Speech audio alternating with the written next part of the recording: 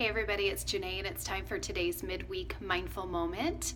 And today I wanted to talk about mountain pose. It's actually one of my favorite yoga poses because really it is a foundational pose. It is something that we can find in most every other pose, and it's the starting place of where we get to those other poses. I know that at one point I really thought that mountain pose was pretty boring. You're just standing there.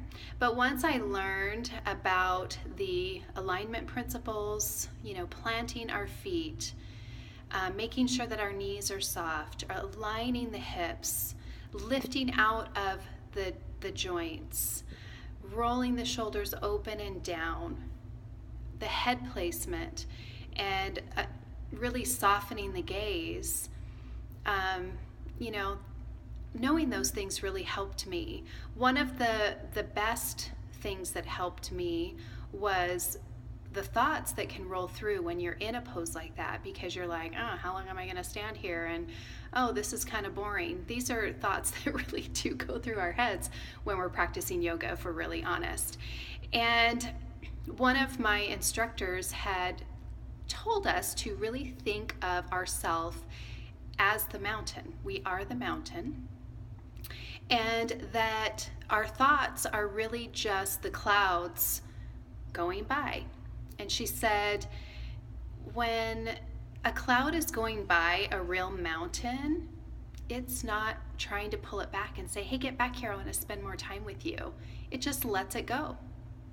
And so if we can bring that into our life, it just helps us with our thought process in getting through either a difficult situation or just through the yoga class itself.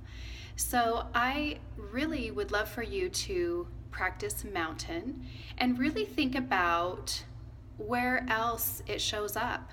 For me, when I'm driving in the car and I'm standing up or sitting, but I'm lifting myself out of those joints and finding that lift, that is my mountain.